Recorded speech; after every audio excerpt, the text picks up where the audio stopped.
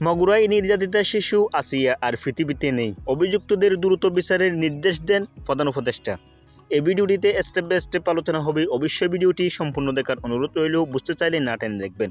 মাগুরায় নির্যাতিতা শিশু মৃত্যুর গভীর শোক প্রকাশ করেছেন অন্তর্বর্তী সরকারের প্রধান উপদেষ্টা অধ্যাপক ডক্টর মোহাম্মদ ইউনূস।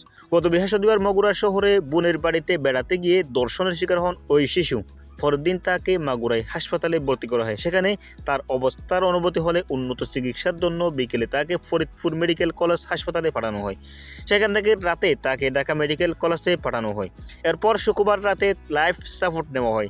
শুক্রবার দ্রুত অসুস্থ শিশুটিকে গত শনিবার সন্ধ্যায় ঢাকা মেডিকেল কলেজ হাসপাতালের PICU থেকে সম্মিলিত সামরিক হাসপাতালের স্থানান্তর করা হয়। পরের দিন রোববার শিশুটিকে CMS-এ ভর্তি করা হয়। চিকিৎসাধীন অবস্থায় শিশুটির মৃত্যু হয়। CMS-এ চিকিৎসাধীন অবস্থায় শিশুটির মৃত্যু হয়। প্রধান উপদেষ্টা প্রেস সচিব অপূর্ব জাহাঙ্গীর জানান, নির্যাতনের ঘটনায় জড়িত আসামিদের দ্রুত বিচারের আওতায় আনার নির্দেশ দেন প্রধান উপদেষ্টা। বৃহস্পতিবার দুপুর 1টায় সম্মিলিত সামরিক হাসপাতালে চিকিৎসাধীন অবস্থায় শিশুটি শেষ নিঃশ্বাস ত্যাগ করেন। ইন্না লিল্লাহি ওয়া ইন্না ইলাইহি রাজিউন। আসসালামু আলাইকুম ওয়া রাহমাতুল্লাহি ওয়া বারাকাতুহু। দেখা হচ্ছে নেক্সট কোনো ভিডিওতে। ততক্ষণ পর্যন্ত ভালো থাকবেন, সুস্থ থাকবেন, নিজের খেয়াল রাখবেন। ভালো লাগলে আমাদের ইউটিউব চ্যানেলটি সাবস্ক্রাইব করবেন, ফেসবুক পেজটি অবশ্যই ফলো করবেন, লাইক কমেন্ট শেয়ার করবেন। খুদা হাফেজ।